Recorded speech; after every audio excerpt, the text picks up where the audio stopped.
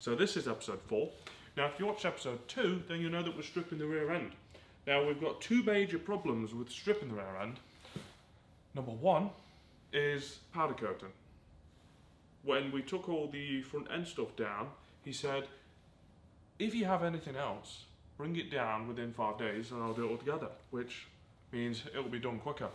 I thought, what a hell of an opportunity to actually go through with stripping the rear end, because I was having my doubts because of problem 2, which is we are having to find somewhere else to set up base, which at best gives us till the end of April to finish this car. Ideally it needs to be even sooner than that because, as you know, Monroe, it's in bits, it's in pieces. There's no way we can get that done in time. So that's that. But let's make a start stripping the rear end.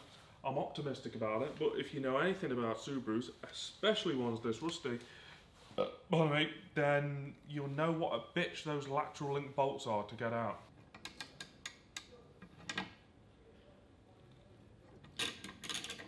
Oh yeah. Right. It's a 19 on this side. Well, it's 19 on both sides. Now this bolt here is the easy one.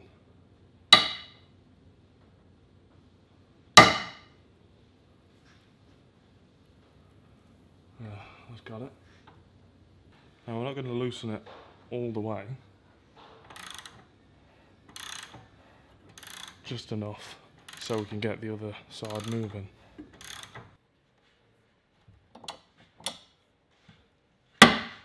Ooh, did you hear that? Here we go.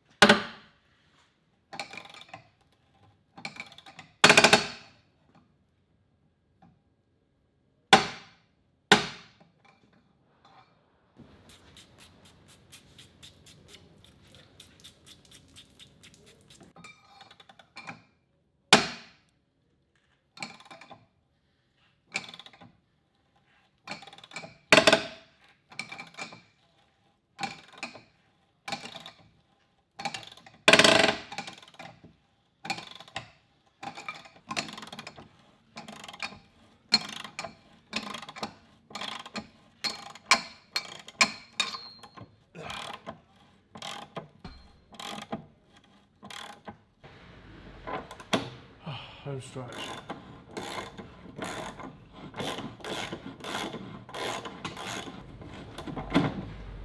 There we go.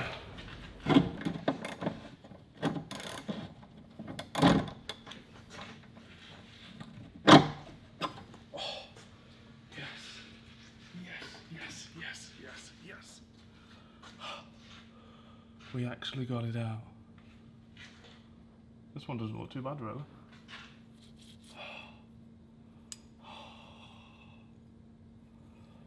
That is one of the most satisfying bolts I've ever removed. That's a trophy, that is.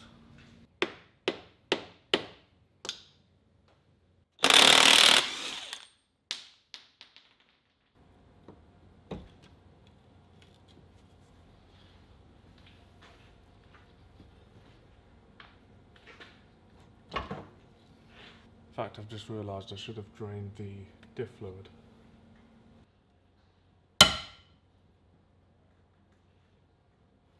Of course we're removing the fill plug first, just to be safe.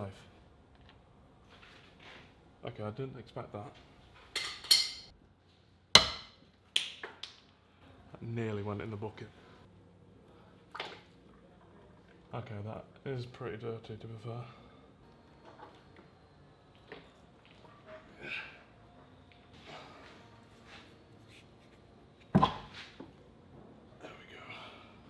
Yeah, there's a little clip that goes around here. Now, as far as I'm aware, it's supposed to come out with the CV axle.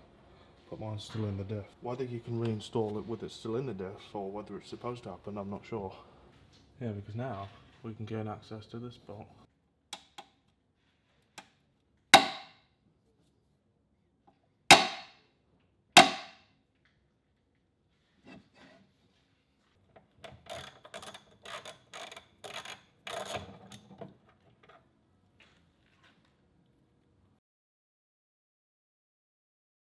You've just got to see it from a distance to really appreciate it.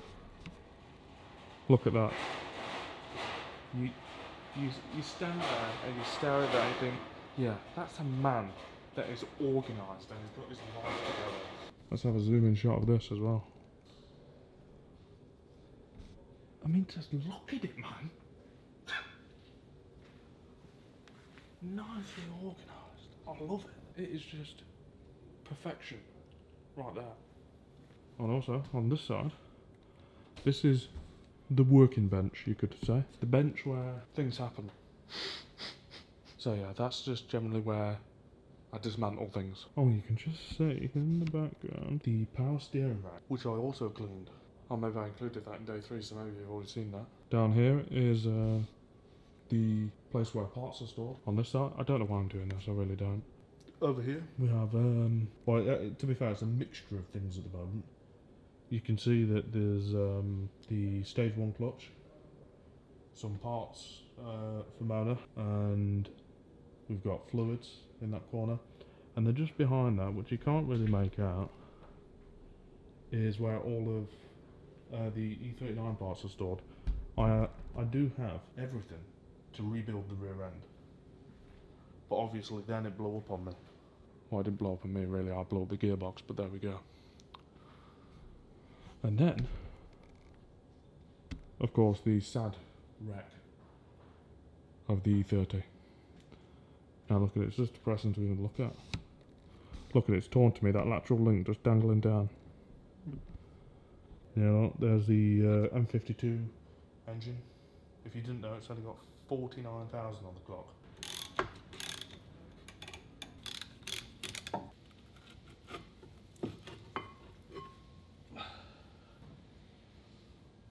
Don't fall. Now, typically the darn brake is seized in place.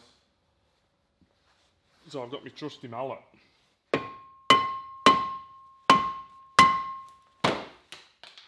Fucking hell, what was that?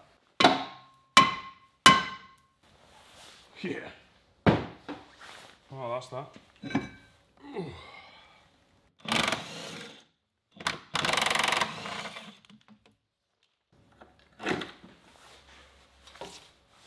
Right, there's that. Oh, I've removed something. Thank God. There's times like this where you just think, why do I even bother with cars? You get so disheartened by one bolt that just refuses to just let you have a win. It drives me nuts. Well, on the bright side, there's a bit more room now.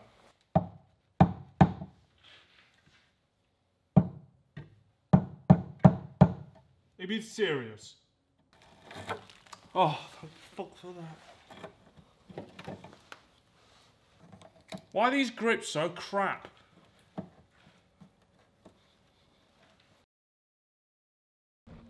Okay, just for future reference, this is what it currently looks like. An absolute mess.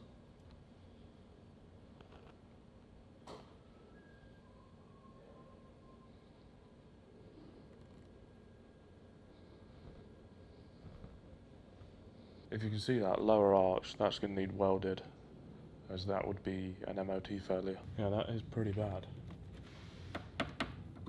I mean, there's nothing to that.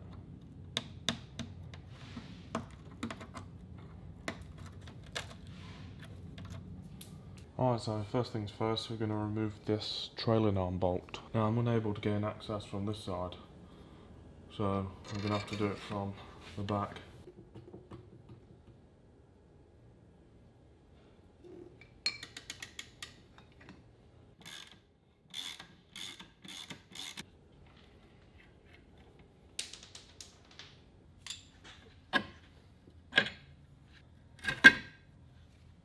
Okay, here, there would usually be a bolt that holds your sensor in place, but seems as if somebody's cable tied it at some point.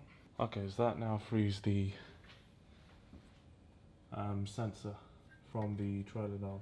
Now I'm not sure how much movement the trailing arm is supposed to have, but that seems like too much. Like, it seems like the bushing is barely even in there. Now to remove this, there is a nut and bolt on either side, but we won't be able to get a ratchet in there, so we're better off just removing the bracket itself. Like most of the bolts, it's a 17.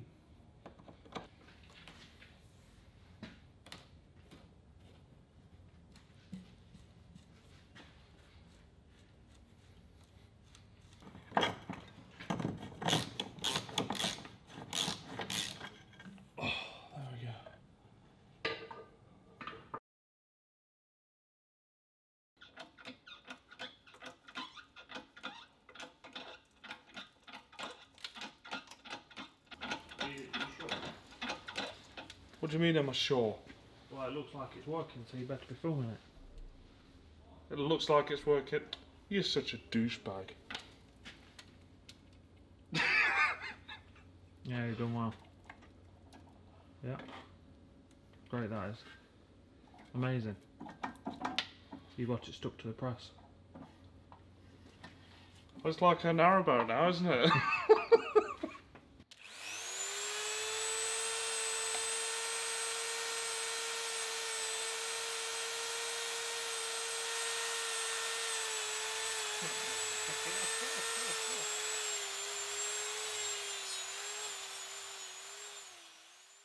This is about an hour later.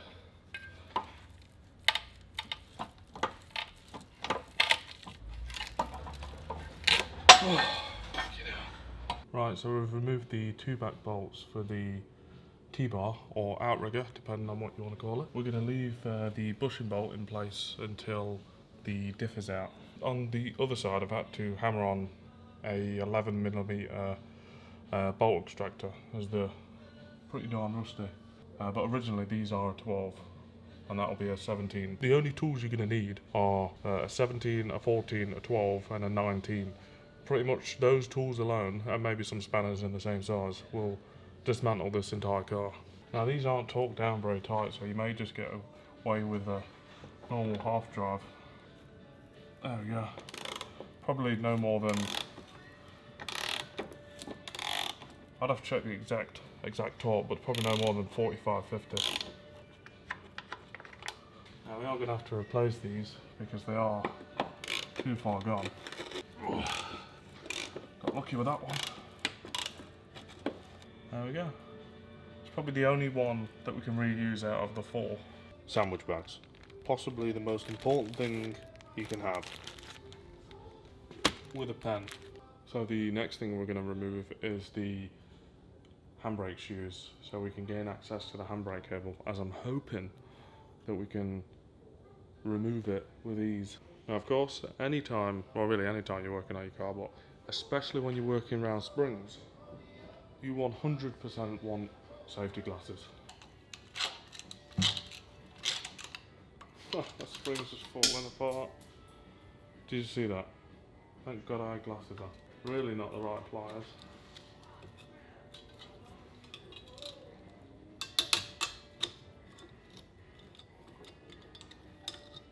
But I'll do the job. Now if you're replacing the handbrake shoes while here, keep these handy.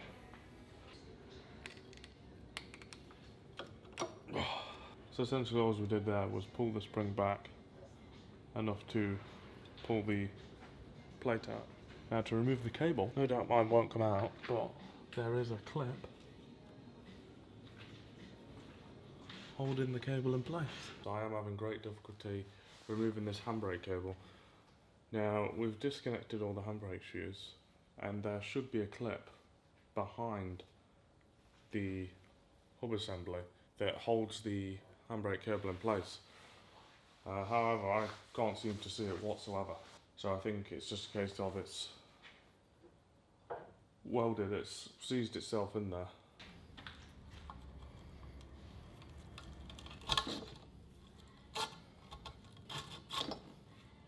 Right, so to remove the diff, we've got 4 nuts here to undo. And there's just a hairdryer in the background, don't worry about that. Now, I'm pretty sure we may have to undo these nuts here to release the bracket. And then we've got 4 bolts, well 4 nuts, that'll undo the diff mount.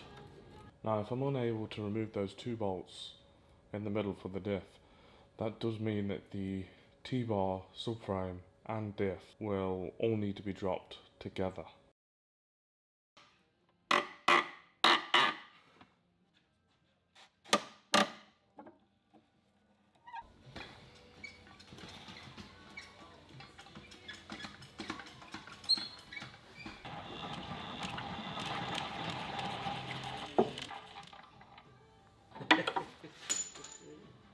So we're at the point where the subframe, the rear subframe, is about to be dropped. We've got a gearbox jack underneath, we've undone the bolts, and now we're just waiting for it to fall on someone.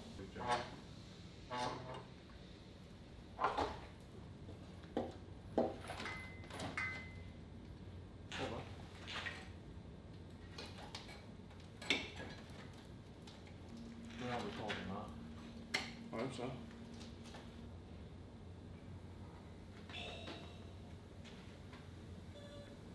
Can you imagine the car just falls forward now? Next thought is we drop the petrol tank and then we can under-seal and treat the rust underneath while everything's in this state. So do you think we've gone too far or just about right?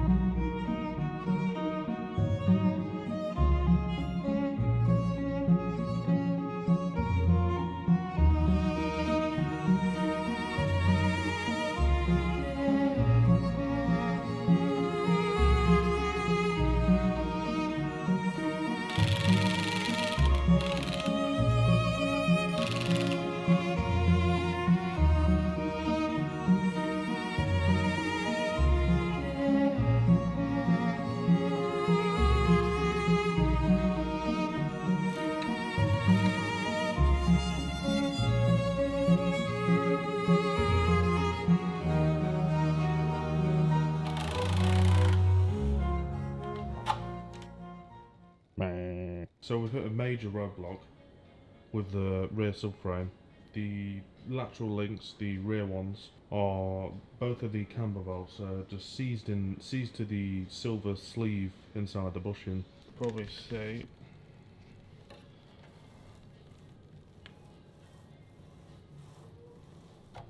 Now I've heated the shit out of it, hoping that it might break, but there's no luck whatsoever.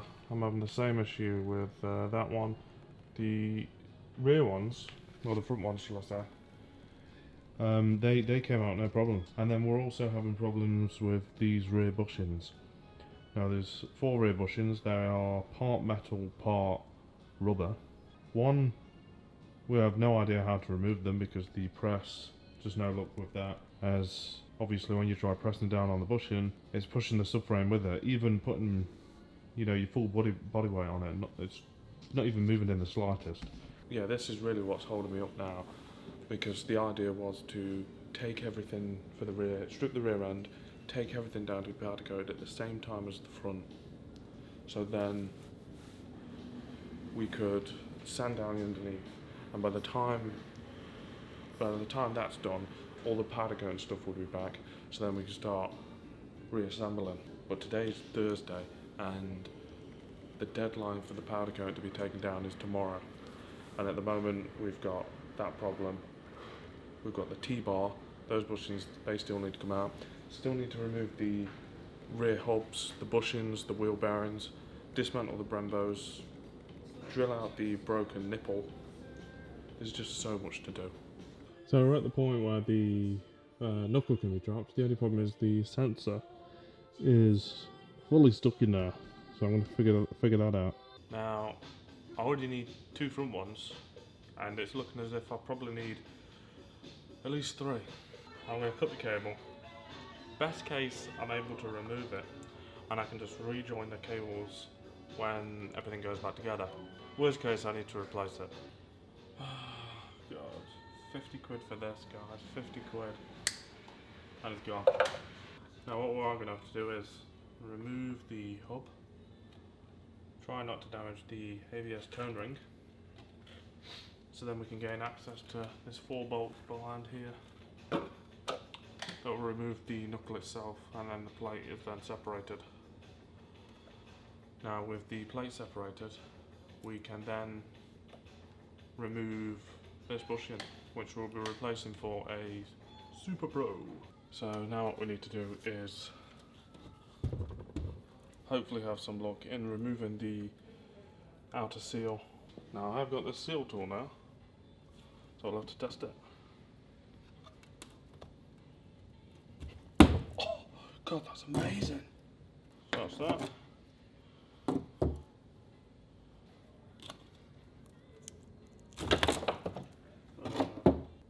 Okay, so we've got to press this inner section out, which is the hub. Alright, over to the press we go.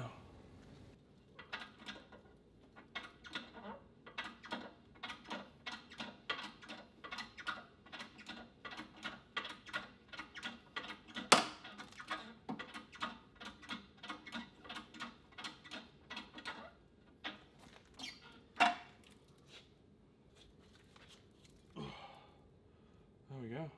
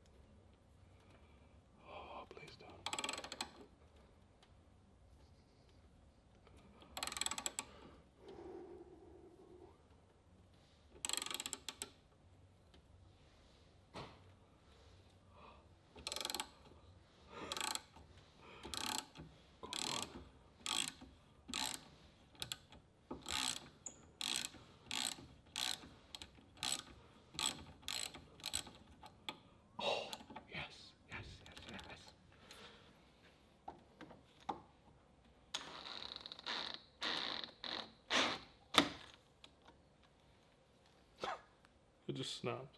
So at the start of this episode, we set a goal of completely stripping the rear end and taking all the parts down to be powder coated. Now we did successfully strip the rear end within the time frame. However, we now have plenty of issues, probably too many issues. We've got the rear subframe bushings. They are well in there and will not come out. Now, believe it or not, you can't buy these bushings from anywhere, not even aftermarket. So damaging them really isn't an option, otherwise we'll have to get somebody to make up a new one, and then that takes time, it takes money. We just haven't got time for that. We are on a strict deadline of the end of April at best, as you know. We've got the camber bolts for the lateral arms. They have seized, welded, whatever you want to call it. They have fused themselves together with the sleeve for the bushing, which has also seized itself to the subframe. We've got, the list just goes on, I swear. We've got a broken bleeder nipple on the rear brembo, which I did try drilling out with bolt extractor set, which then snapped on me, so really it needs a nut welded on top, but we haven't got a gas bottle for the welder. Now we could just get one, but that takes time. Something that we cannot waste. We've got the T-bar bushings, they won't come out. One of the trailing arm bushings, that won't come out. One of the wheel bearings won't come out because somebody used a cheap China retaining clip, well, probably just a cheap China bearing, to be honest. The retaining clip won't come out. The hub bushings, I have no idea how you remove them without the tool. To be honest, it's just been a week of hell. In day 5, hopefully things go a bit more smoothly, because the car just needs to give me a bit of a break, to be honest. We've got to remove the fuel tank, which was never the intention, even on day 2 when we said we were going to strip the whole car, because we are going to sand all underneath. But the problem is, you can see hidden away a bit of rust where the tank is. Now, it would be stupid of us, while everything's out, not to just remove the fuel tank, make sure all the pipes are okay around that area, and also make sure we do a proper job with sanding, rust treating, and then underseal. Now, the idea is that once everything's been taken down to be powder coated, you know, all the bushings are removed, we can then sand the hole underneath, rust treat and underseal, by which time hopefully everything's back from powder coating. So then we can just slap it all on, bang bang bang, we're on the road, we're flying down country lanes again. That's what I cannot wait for. This ain't my first rodeo. I'm